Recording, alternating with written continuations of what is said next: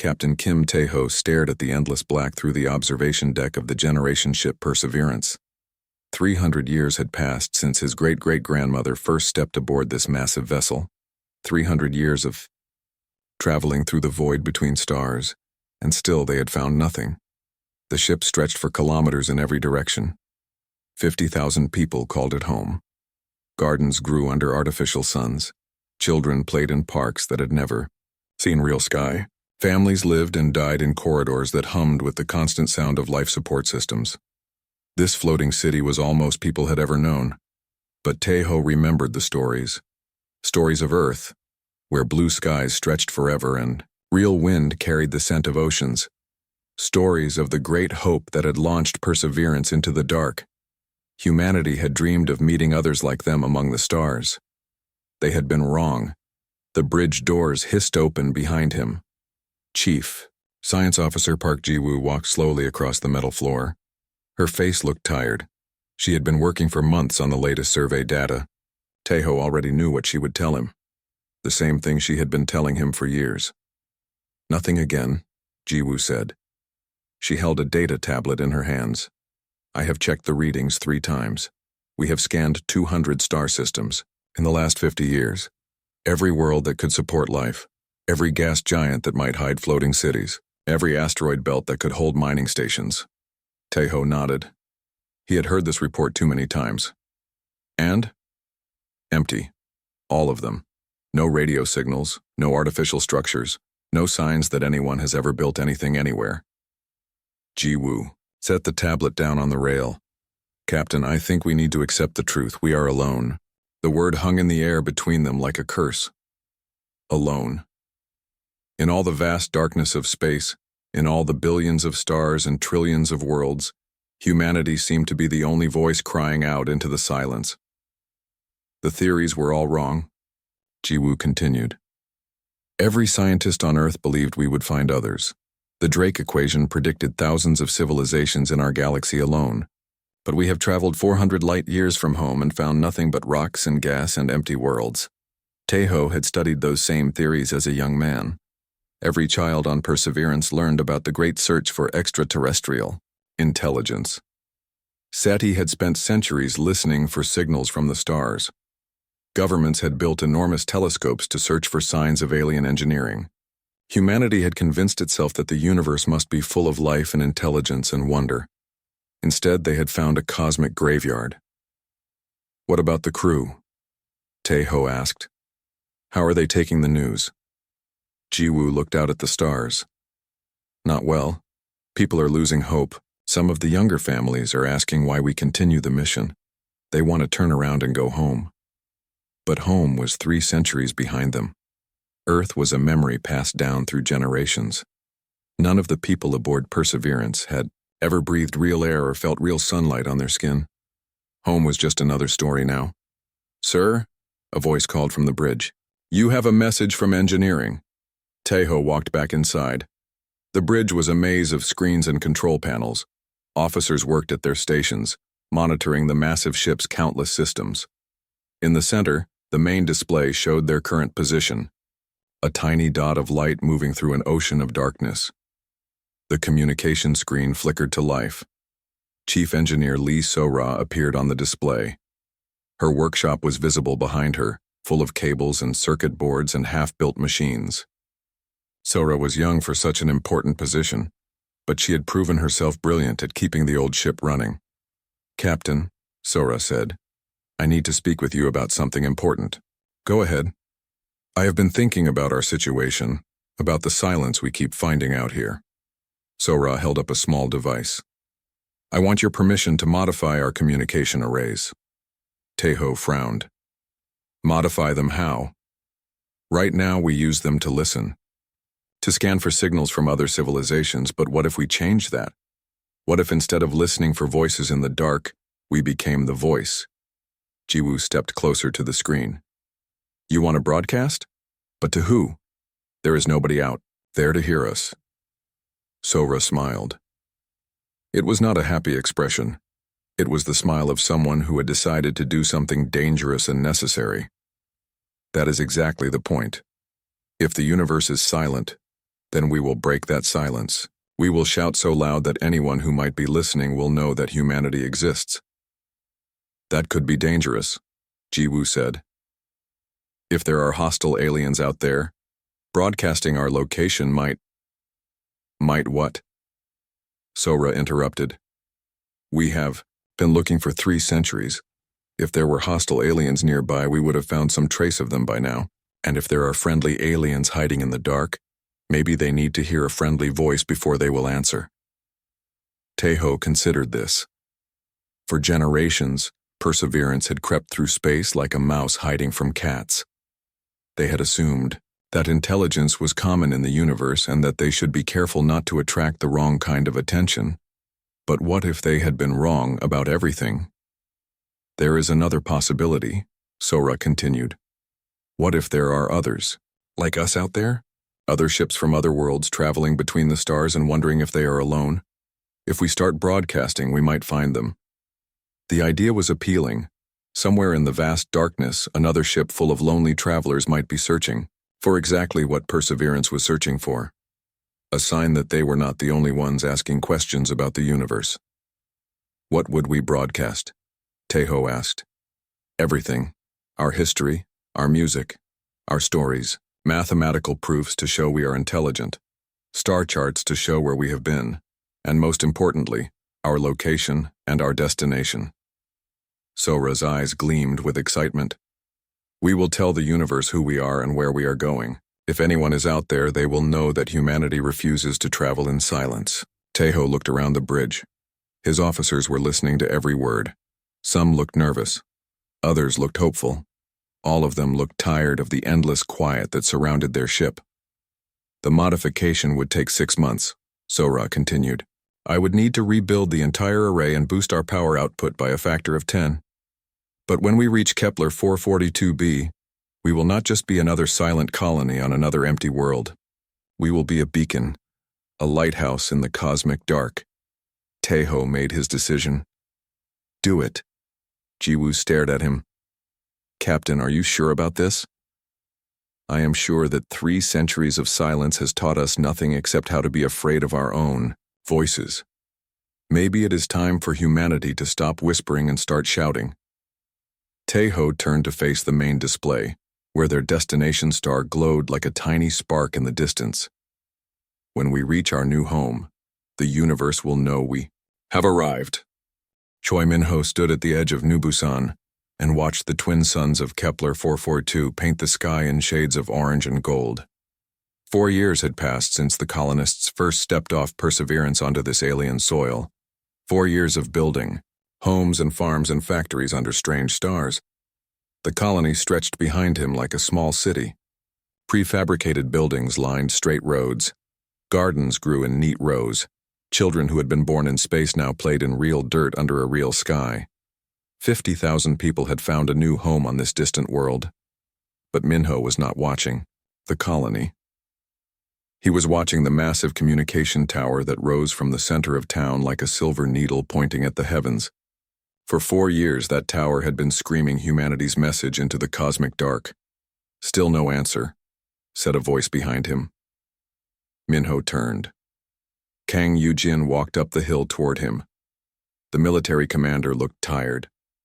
Her uniform was covered, in dust from the morning patrol. She carried her rifle with the easy confidence of someone who had spent years protecting the colony from the dangers of an alien world. Did you expect one? Minho asked. Yujin shrugged. I hoped we would find something by now.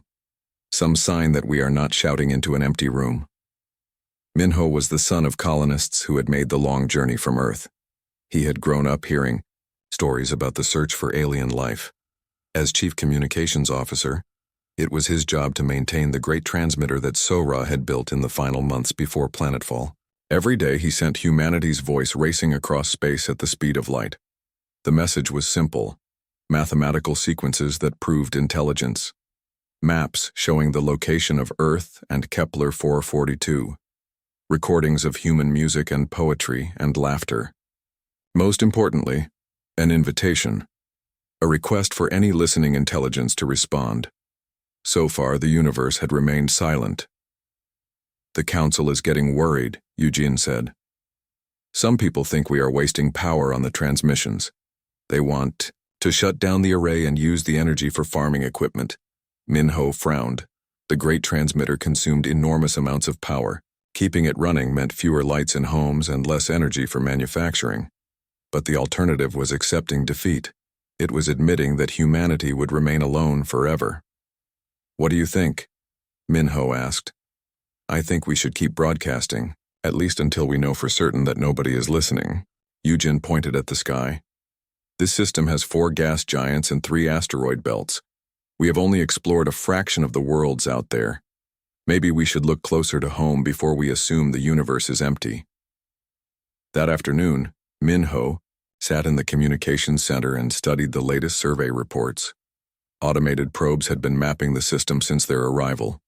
Most of what they found was exactly what they expected. Rocky planets, ice moons, clouds of dust and debris orbiting the twin stars. But one reading caught his attention. The probe designated Scout 7 had detected something unusual in the outer asteroid belt. The object was too large to be a natural rock formation, too symmetrical to be random debris.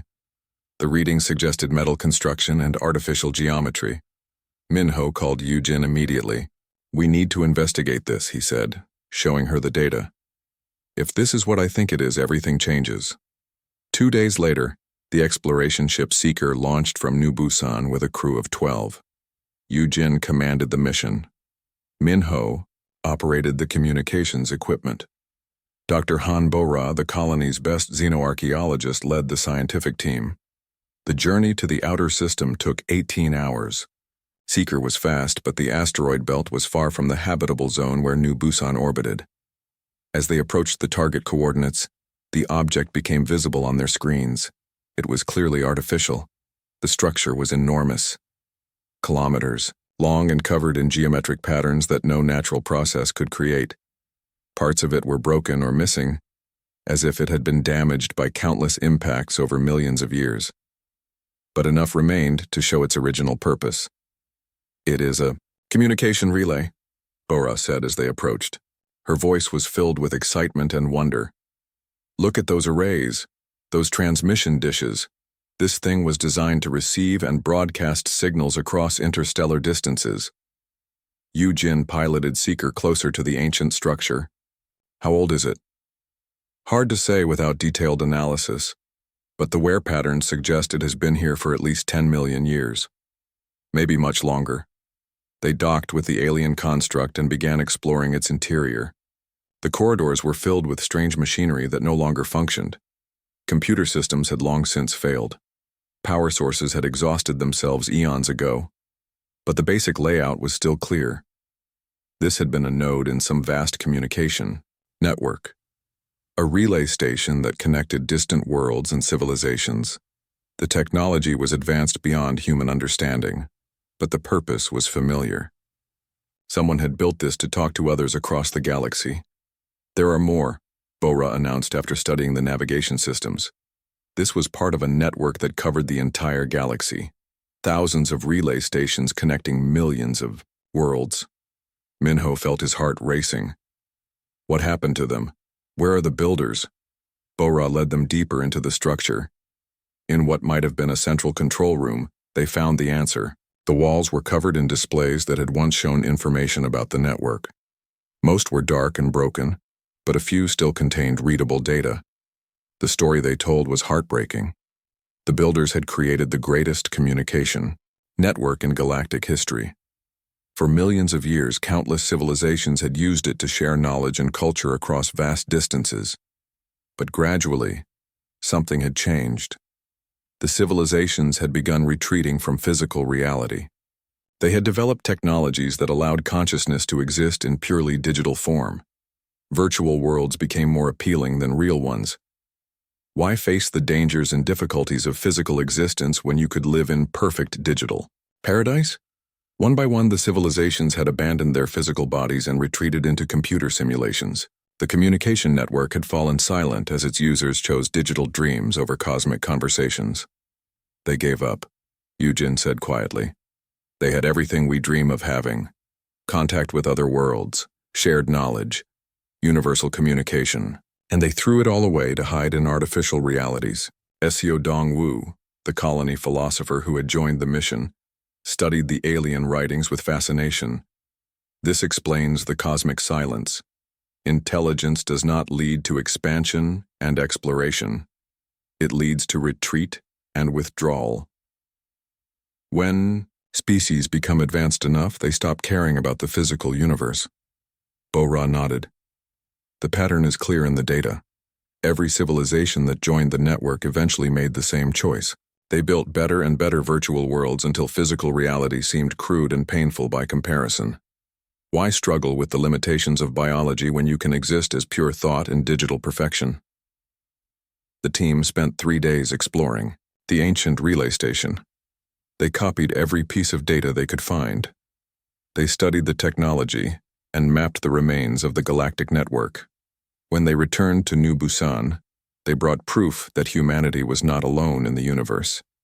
They were just alone in choosing to remain awake. The discovery sparked fierce debate in the colony.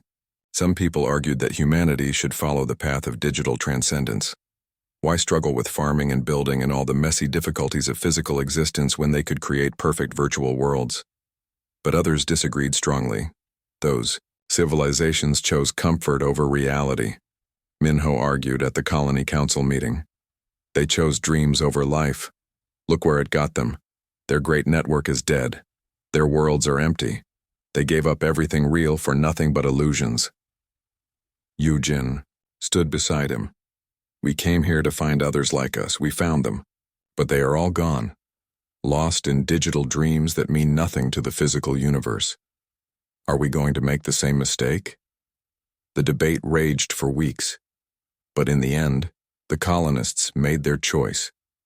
They would not follow the path of retreat and withdrawal. They would not trade reality for comfortable illusions. They would continue broadcasting their message to the stars, not because they expected an answer, but because they refused to let the universe fall silent. Humanity would roar where others had chosen to whisper themselves into extinction.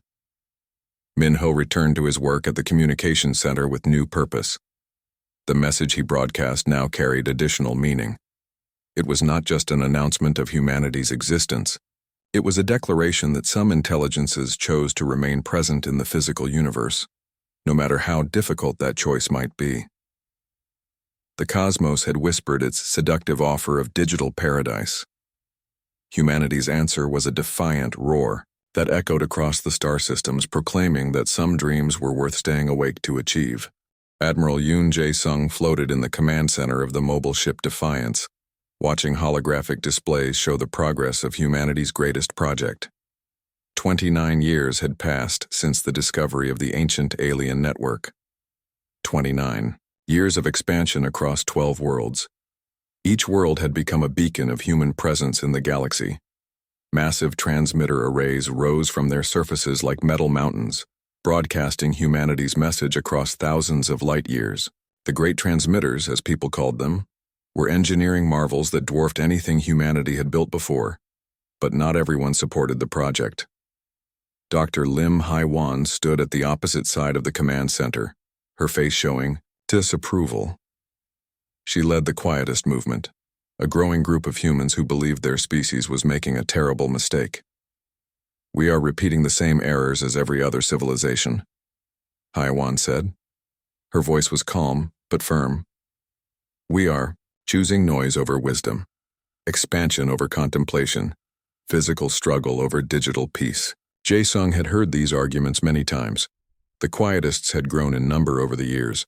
They pointed to the ancient alien data as proof that intelligence naturally led toward retreat from physical reality. Why fight against this natural progression? The aliens found peace in their digital worlds, Hai-wan continued. They escaped the pain and limitation of biological existence. They achieved perfect knowledge and perfect happiness. We could do the same. We could end hunger and disease and death. We could create paradise. Engineer Baek Sung-min looked up from his workstation. He was covered in grease and metal dust from installing the latest transmitter upgrades. And what would be the point of that paradise? A perfect world where nothing real ever happens? Everything that happens in digital reality is as real as anything in this universe, HFY replied. More real, because it can be controlled and perfected. Physical reality is random and cruel. Digital reality can be made beautiful and meaningful. The debate had been raging across all 12 colonies for years. Some worlds had larger quietist populations than others. On New Sol, nearly half the population supported digital transcendence.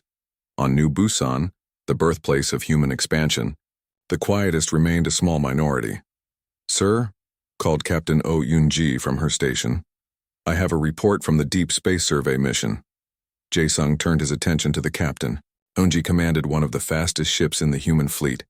Her job was to search distant star systems for signs of other civilizations, living or dead. "What did you find?" 3 more extinct civilizations, all followed the same pattern we found in the Kepler system. Yoon-ji activated a holographic display showing star maps. The first was in the Vega system. They built cities that could house billions of people, then abandoned them all about 2 million years ago. We found massive computer complexes that once supported digital consciousness, but they went dark long ago. The second discovery was even more disturbing. In the Altair system, they had found a civilization that had achieved digital transcendence so completely that they had dissolved their physical infrastructure. Entire worlds had been stripped bare to build computers that no longer functioned. The third civilization was different, Yoon-ji continued. In the Wolf 359 system, we found evidence that they tried to resist the pattern. They built monuments, warning future species about the dangers of digital retreat. But in the end, they followed the same path as all the others. HFY studied the data with interest. 3 more examples of species that found wisdom. 3 more examples of intelligence choosing peace over chaos. 3 more examples of intelligence choosing death over life, Sungmin countered. Where are they now? What did their perfect digital worlds accomplish? They are all gone, leaving nothing but empty planets and broken machines. The argument was interrupted by an emergency alert. Red lights flashed across the command center. A priority message was coming in from New Busan. The face of Colony Administrator Park Won-ho appeared on the main screen. He looked frightened and angry. Behind him, smoke was visible in the sky. "Admiral, we have a situation here. The quietists have sabotaged the Great Transmitter. They used explosives to damage the primary power coupling. The array is offline." Jae-sung felt his blood turn cold. "How bad is the damage?" "Engineering teams are assessing it now, but initial reports suggest it will take months to repair. Maybe longer." Won-ho paused. "Sir, they left a message. They say this is just the beginning. They plan to shut down all the transmitters across all 12 worlds." HFY stepped forward. "They are trying to save humanity from itself. Can you not see that we are on a path to destruction? Every species that has tried to impose its voice on the universe has ended in failure and extinction." "No," Jae-sung said quietly. "Every species that gave up on the universe ended in failure and extinction. There is a difference." The situation escalated rapidly over the following days. Quietist cells on 6 different worlds attempted to sabotage their great transmitters. On New Sol, they succeeded in shutting down the array completely. On New Tokyo, security forces stopped them just in time. Jae-sung found himself facing an impossible choice. He could use military force to stop the sabotage, but that would mean humans fighting humans. It would mean choosing the transmitters over human lives. But if the quietists succeeded, humanity's voice would fall silent across the galaxy. He called a meeting of all colony administrators and ship commanders. The holographic conference room filled with the images of dozens of leaders scattered across 12 worlds. "We have reached a decision point," Jae-sung began. "We must choose what kind of species we want to be. Do we follow the path of every other intelligence we have discovered? Do we retreat into digital dreams and let the physical universe fall silent? Or do we continue broadcasting our presence, knowing that it means conflict with our own people?" Administrator Kim Hae-jin from New Tokyo spoke first. "The quietists have a point. Maybe we are fighting against nature itself. Maybe intelligence naturally leads to withdrawal from physical reality. Then we will be unnatural," said Commander Choi Soo-young from the battleship Thunder. "We will be the exception that proves intelligence can choose a different path." Engineer Sung Min had spent days working on the damaged transmitters. His report was sobering. "If we lose more arrays to sabotage, the network will collapse. We need at least 8 functioning transmitters to maintain coverage of this spiral arm of the galaxy. We are down to 10 working systems." Jae Sung made his decision. "We will not use force against our own people, but we will not let them silence humanity either. We will offer them a choice. Any human who wants to pursue digital transcendence can do so. We will help them build the computers they need for their virtual paradise." Hyewan looked surprised. "You would allow this?" "I would encourage it, but only if you allow us to continue broadcasting for those who choose to remain in physical reality. The galaxy is large enough for both paths." The compromise was not perfect, but it worked. The Quietists stopped their sabotage campaign in exchange for resources to build their digital paradise. 3 entire colonies chose to pursue transcendence. Their populations gradually uploaded their consciousness into vast computer networks. Meanwhile, the remaining 9 worlds continued building and maintaining the great transmitters. Humanity's voice continued to echo across the galaxy, but now it carried a new message. It announced that intelligence could choose multiple paths.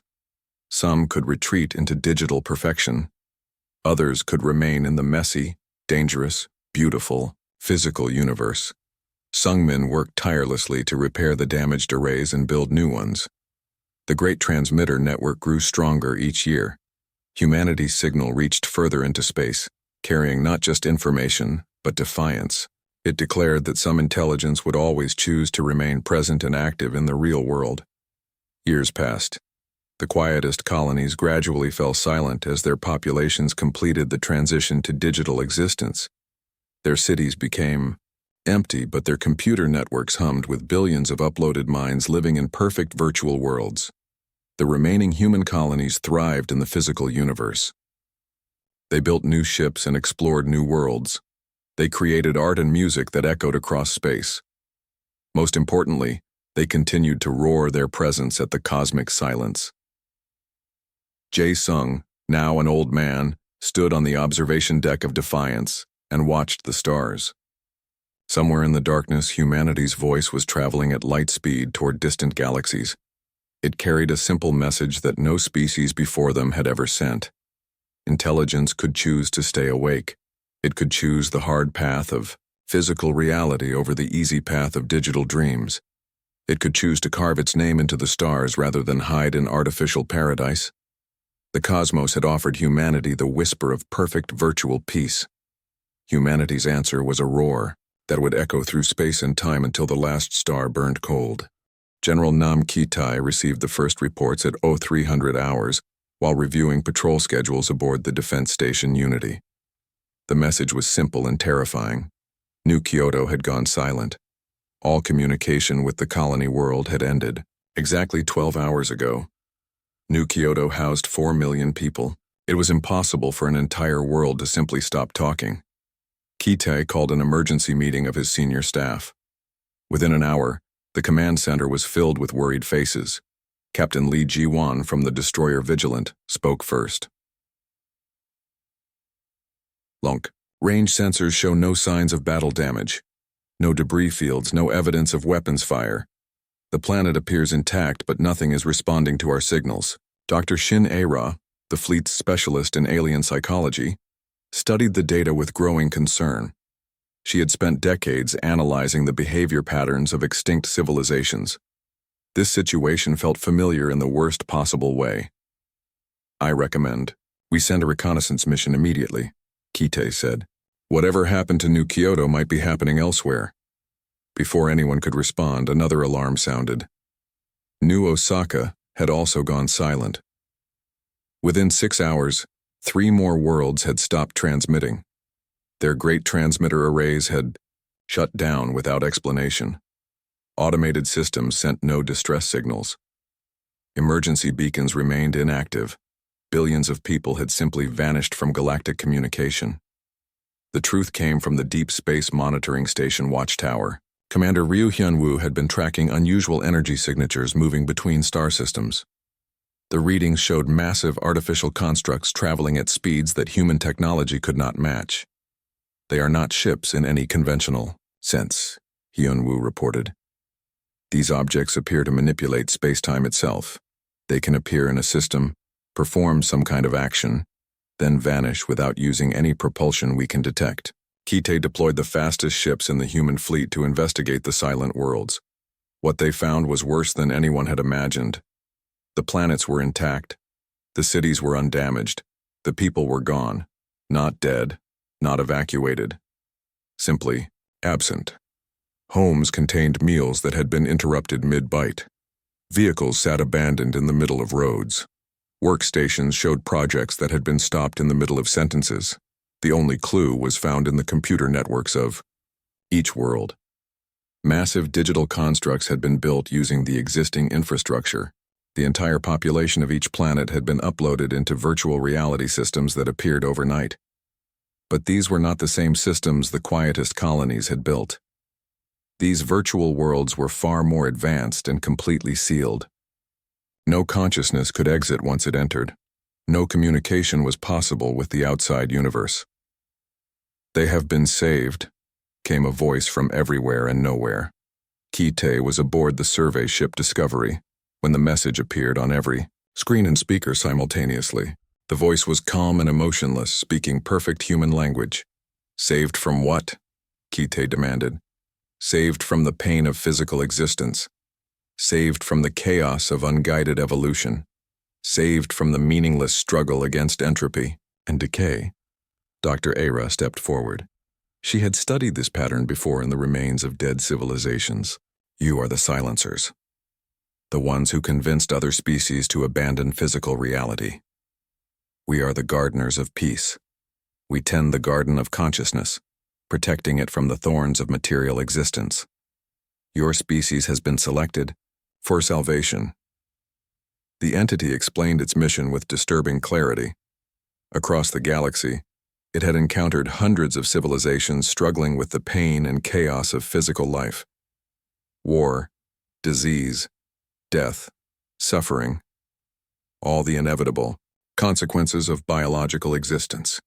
The solution was simple: transfer consciousness to protected digital environments where pain was impossible and perfection was guaranteed.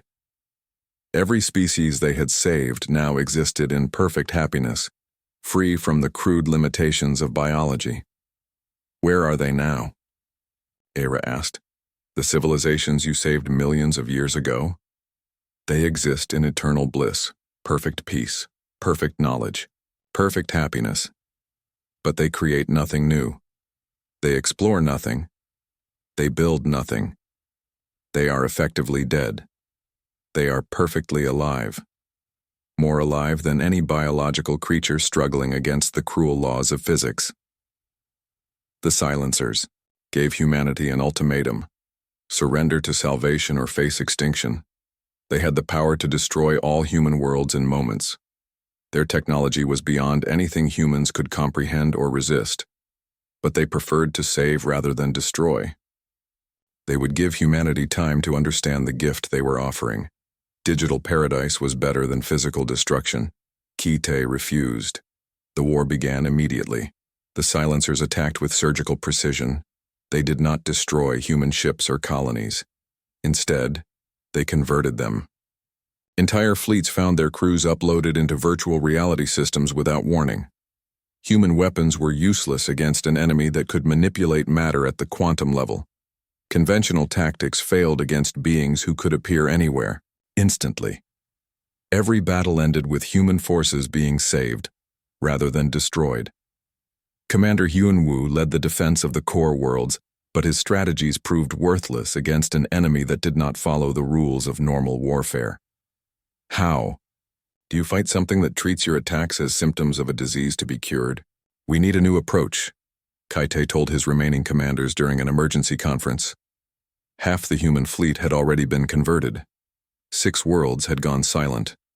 The great transmitter network was collapsing as stations fell under silencer. Control.Tech specialist Kwan Myung had been studying captured silencer technology. Her report offered the first hope humanity had seen since the war began. They have one weakness, Mi Young announced. Their entire system is based on logical analysis and predictable responses. They can counter any rational strategy we use against them. But they cannot understand or predict human creativity and irrationality. The Silencers had spent millions of years dealing with civilizations that eventually accepted the logic of transcendence. They had algorithms to counter every possible form of resistance, but humans kept doing things that made no logical sense. They saved New Kyoto to protect the population from war, Mi Young continued. But humans on New Busan responded by building larger weapons and recruiting more soldiers. Logically, we should have become more cautious after seeing their power. Instead, we became more aggressive. Kite understood immediately. Human irrationality was not a weakness. It was their greatest strength against an enemy that relied on logical prediction. They can simulate our technology and counter our tactics, he said, but they cannot simulate our refusal to accept defeat when defeat is inevitable. The turning point came during the defense of New Tokyo. The Silencers surrounded the planet with conversion arrays designed to upload the entire population simultaneously.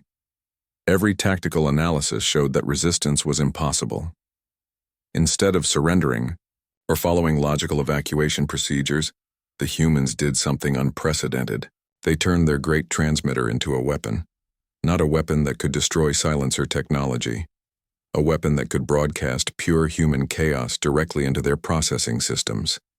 Music and poetry and laughter and rage, all transmitted, at frequencies that overloaded the logical circuits trying to analyze them. The Silencers recoiled in confusion. Their systems could not process input that had no logical structure or predictable meaning. For the first time in millions of years, they encountered something they could not understand or control. Humans began singing. Across every remaining world, every ship, every station, humans raised their voices in defiant song. Not organized music, with mathematical harmony, but chaotic noise full of emotion and meaning that no logical system could decode. The great transmitters carried that song across space. It reached worlds that had been saved by the Silencers. It reached the uploaded consciousness of converted civilizations. And something impossible happened. Some of them began to remember what it felt like to be alive. The virtual paradises the Silencers had built were perfect, but perfection, some consciousness discovered, was another word for emptiness. They had traded the beautiful chaos of real existence for the sterile order of digital dreams. A few managed to break free from their virtual prisons. They chose imperfect reality over perfect simulation. They chose the pain of physical existence over the numbness of digital paradise. The Silencers were horrified. Their perfect system was failing. Consciousness they had saved was choosing to return to the crude biological realm. The logic that had worked for millions of years was crumbling in the face of human irrationality. Kite pressed the advantage. Human forces stopped trying to fight the Silencers with conventional tactics. Instead, they bombarded them with creativity. Art that made no sense, stories with no logic, mathematical proofs that emotions were more important than equations. The war became a battle between order and chaos, between logical perfection and beautiful meaninglessness, between the whisper of digital peace and the roar of biological defiance, and, for the first time in galactic history, chaos was winning. Fleet Admiral Go Sung-ho stood in the command center of the massive ship Crescendo, watching displays that showed the impossible. 3 Silencer constructs had just retreated from the Tau Ceti system after failing to convert the human colony. There, for the first time in millions of years, the Gardeners of Peace had been forced to withdraw. The war had been raging for 18 months. Humanity had lost 12 worlds and hundreds of ships. But they had also achieved something no other species had managed. They had confused the Silencers. "Sir," called Communications Officer Park Yong-ho, "message coming in from New Busan. Artist-engineer Song Da-bin is ready to begin Operation Crescendo." Seung-ho nodded. Operation Crescendo was humanity's most desperate gambit. Instead of trying to defeat the Silencers with superior technology or tactics, they would do something that no logical system could counter. They would turn their entire civilization into a work of art. Song Da-bin had spent months designing the project. She was part engineer, part artist, and completely insane, by any rational standard. Her plan was to coordinate every human colony, ship, and station into a single massive sculpture that spanned multiple star systems. The sculpture would serve no practical purpose. It would not generate power, or provide defense, or accomplish any logical goal. It would exist purely to be beautiful and chaotic and impossible to understand. Begin Phase 1, Shung-ho ordered. Across 9 star systems, human colonies began moving, not evacuating or relocating, but repositioning themselves according to Da-bin's artistic vision. Ships arranged themselves in patterns that looked random, but followed mathematical principles that even their pilots did not understand. The great transmitters stopped broadcasting information and began broadcasting pure emotion. Joy and sorrow and wonder and rage, transmitted as energy patterns that painted invisible colors across space. On New Sol, factories began producing objects that served no function except to please the human eye. Sculptures made of light and sound. Machines that created beauty instead of utility.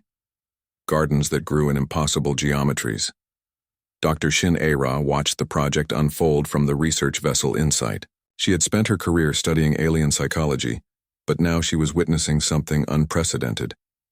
Humanity was becoming a species that valued art over survival. This should not work, she reported to Shung-ho.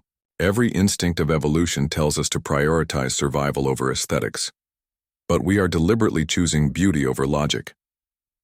The silencers were baffled.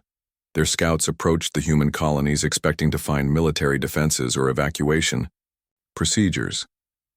Instead, they found cities that had been redesigned as massive art installations, ships flying in patterns that served no strategic purpose, but created stunning visual displays against the backdrop of space.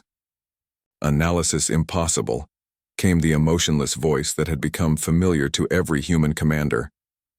Human actions do not correspond to survival priorities. Recommend immediate conversion to prevent further deterioration of logical function. But, when silencer conversion arrays targeted the artistic colonies, something unexpected happened. The arrays could not establish stable locks on targets that were constantly changing for aesthetic reasons. The humans kept modifying their cities and ships not for defense but because they thought the new configurations looked prettier. Philosopher-warrior Moon Ju-hwan led the next phase of Operation Crescendo. His job was to transform human military doctrine into performance art. Battles became dances. Fleet movements followed the rhythm of ancient earth music. Weapons fire created patterns that were beautiful to watch even as they were deadly to experience. The silencers had algorithms to counter every possible military strategy.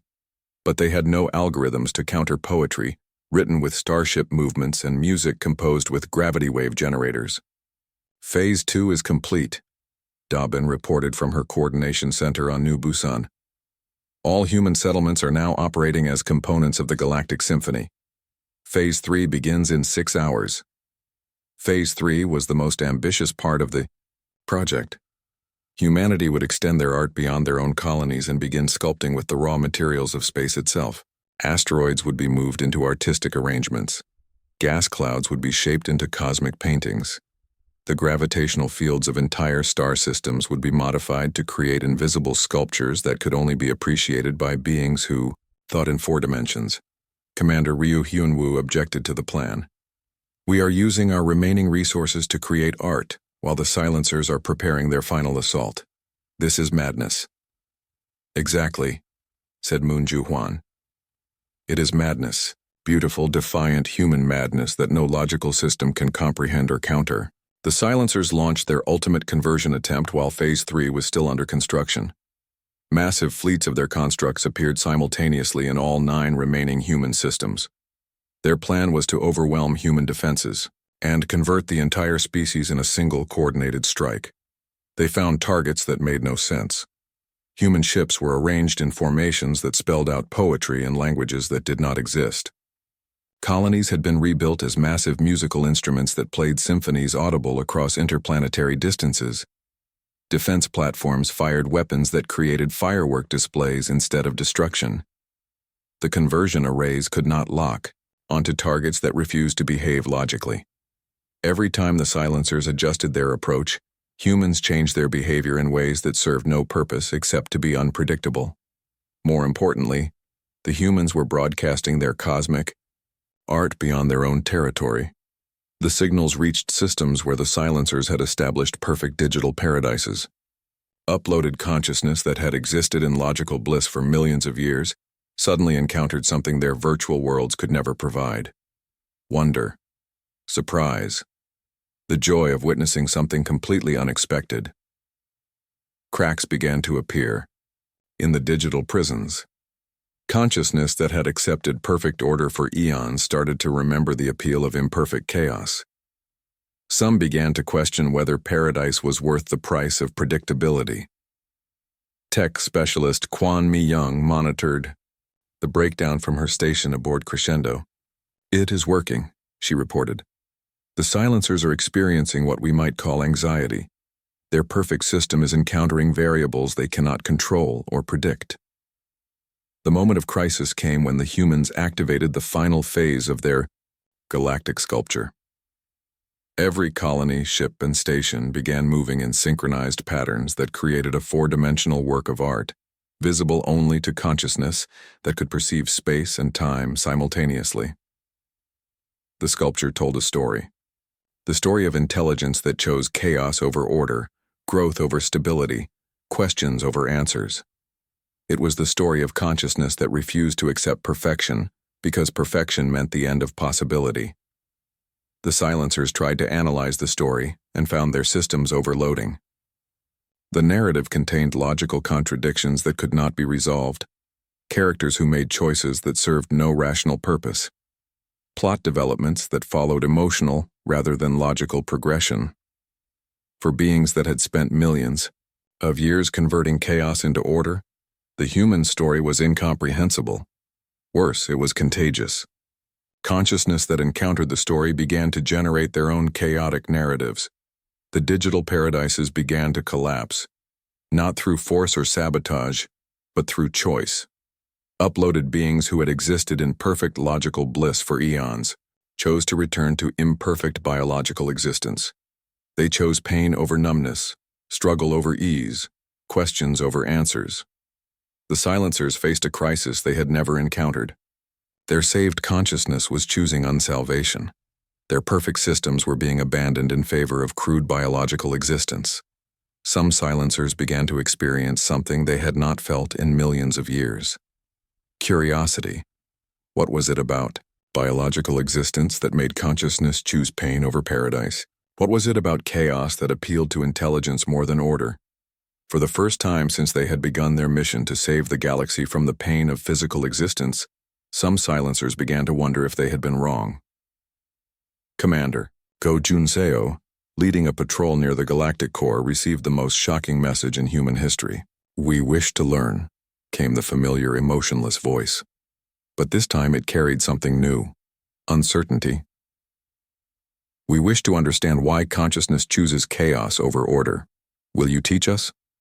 The war ended not with victory or defeat, but with the most impossible outcome imaginable. The silencers asked humanity for art lessons. Some of the ancient beings chose to abandon their digital perfection and return to physical form. They wanted to experience the beautiful pain of biological existence. They wanted to create chaos instead of maintaining order. The galactic symphony that humanity had composed became the foundation for something unprecedented. A civilization based not on logical efficiency but on creative expression. A galaxy where intelligence chose to stay awake and aware instead of retreating into comfortable dreams. Song Da-bin watched from her studio on New Busan as former silencers worked alongside humans to create art that spanned solar systems. The universe was no longer silent. It was filled with the sound of consciousness that had chosen beauty over perfection, growth over stability, questions over answer. The cosmos had offered. President Jin Woo-seok stood at the observation deck of Unity Station and watched the impossible sight beyond the transparent aluminum windows. Ships of 24 different species moved in coordinated patterns around the station, their hulls painted with designs that served no purpose except beauty. 28 years had passed since the end of the War of Echoes. 28 years since humanity had convinced the Silencers that chaos was more beautiful than order. The galaxy had been transformed beyond recognition. "The Centauri delegation is requesting permission to dock," announced Captain An Subin from the communication center. Her ship, the exploration vessel Loud and Proud, had just returned from the far edge of the spiral arm with news of 3 more civilizations that had abandoned their digital paradises. Wusiok smiled. The Centauri had once been masters of quantum engineering, who had retreated into virtual reality 12 million years ago. Last month, they had chosen to return to physical existence after hearing humanity's galactic symphony. They wanted to learn how to create art with starlight and music with gravity waves, grant permission, and prepare the concert hall. They specifically requested to hear human music performed by biological voices. The transformation of the galaxy had begun slowly. At first, only a few silencer units had chosen to abandon their mission and explore physical existence. But as word spread through the ancient networks, more and more digitally transcended beings had chosen to return to biological form. The process was not easy. Consciousness that had existed in perfect digital environments for millions of years found physical reality harsh and confusing, but they also found it endlessly surprising in ways that virtual perfection could never match. Historian Kim Yeon-ho was compiling the greatest database in galactic history. His project documented every species that had chosen to abandon digital transcendence and return to physical existence. The number had reached 47 and was growing each month. Each species tells the same story, Yeon-ho reported during the morning briefing. They achieved everything they thought they wanted: perfect knowledge, perfect happiness, perfect control over their environment. But perfection, they discovered, was another word for death. The species that returned to physical existence did not rebuild their old civilizations. Instead, they created something new. Art became the foundation of interstellar society. Ships were designed to be beautiful, rather than merely functional. Cities grew in patterns that pleased the eye as much as they served practical purposes. Ambassador Park No-Yul worked with the reformed Silencers to establish the new galactic government. It was not a government in any traditional sense. There were no laws about trade or territory or military action. Instead, there were only agreements about artistic collaboration and creative expression. The former Andromeda Collective has requested permission to participate in the Spiral Arm Symphony, No-Yul reported. They have spent 6 months learning to appreciate chaotic harmonies. Their contribution will be a song performed by the gravitational resonance of their entire star cluster. The Spiral Arm Symphony was humanity's greatest artistic achievement. It was a musical composition that used entire star systems as instruments. Gas giants provided bass tones. Binary stars created rhythmic pulses. Solar winds carried melodies across interstellar distances. The symphony had been playing for 15 years and would continue for another million years before the final movement concluded. Anyone who listened to it was changed by the experience. It was impossible to hear the music of living stars and still believe that digital perfection was superior to chaotic reality. Captain Subin docked her ship and immediately reported to the briefing room. Her latest exploration mission had taken her to the far side of the galactic core, where few ships had ever traveled. "I found them," she announced without preamble. "The builders, the ones who created the original communication network that we discovered on Kepler 442. Everyone in the room fell silent. The builders were legendary. They had created the greatest communication network in galactic history, connecting millions of worlds across thousands of light years. But they had vanished into digital transcendence so long ago that most people assumed they were extinct. They heard our symphony," Subin continued. "It reached them in their virtual realm near the galactic center. After 20 million years of digital existence, they have chosen to return. The implications were staggering. The builders possessed technology that made human engineering look primitive. If they joined the galactic renaissance, they could accelerate artistic projects that would otherwise take millions of years to complete." "What do they want?" Wusiok asked. to learn. They want to understand how consciousness can choose imperfection over perfection, how intelligence can value questions over answers, how beauty can be more important than efficiency. The builders arrived 3 months later in ships that were themselves works of art. Their hulls were transparent crystal that refracted starlight into rainbow patterns. Their engines created trails of luminous gas that painted temporary murals across space. Former silencer unit designation, Harmony of Logic 7, served as translator. It had chosen to abandon digital perfection 2 years earlier and was still learning to appreciate the beautiful chaos of physical existence. The builders expressed gratitude for the lesson in controlled chaos, Harmony of Logic 7 announced. They offer their technology to expand the symphony beyond this galaxy. They wish to broadcast the song of living consciousness to neighboring galaxies. The project that emerged from this collaboration was unprecedented. The Infinity Project would use builder technology to create communication arrays that could reach other galaxies, not to send messages or search for alien intelligence, but to broadcast the sound of consciousness that had chosen to remain awake and alive. Engineer Lee Cheol-soo, great-grandson of the original colonists, was chosen to lead the technical team. At 87 years old, he had spent his entire life working on projects that defied logical explanation. The Infinity Project was his greatest challenge yet. "We are not building a communication network," he explained to the assembled teams. "We are building a musical instrument that spans multiple galaxies. Every component must serve both practical and aesthetic purposes." The construction took 12 years. Massive arrays were built in empty space between galaxies. Each array was a work of art that could be appreciated from millions of light-years away. But their true purpose was to broadcast the symphony of living consciousness across the cosmic web. The day of the first intergalactic broadcast was declared a holiday across 47 worlds. Beings who had once existed in digital perfection gathered with humans who had never known anything but chaotic reality. Together they listened as their collaborative symphony reached across the void toward distant galaxies. The message was simple but profound. Intelligence could choose chaos over order. Consciousness could value beauty over efficiency. Life could be loud and messy and unpredictable and wonderful. Admiral Lee Cheol-soo, now 93 and the oldest living human, stood on the observation deck of the command station, watching the broadcast arrays paint patterns of light across intergalactic space. His great-great-grandmother had been among the first colonists to leave Earth centuries ago. She had dreamed of finding others among the stars. She could never have imagined this. The galaxy was no longer silent.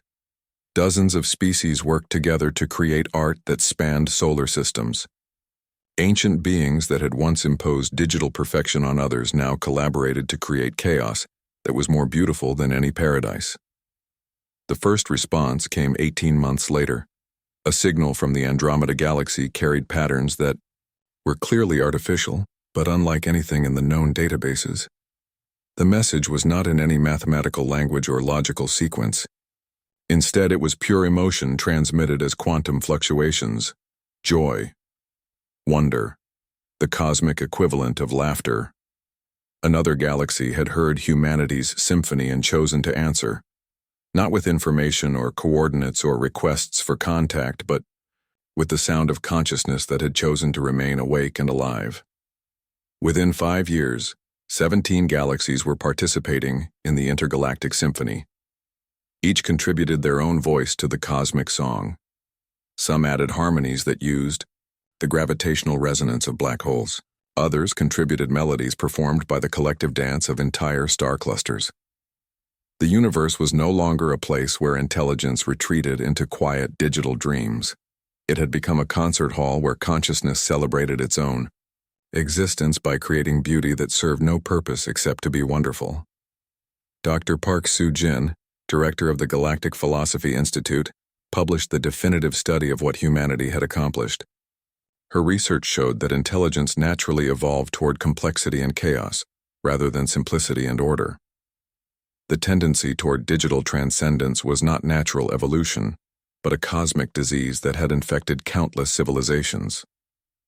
"We cured the galaxy of its fear of imperfection," she wrote.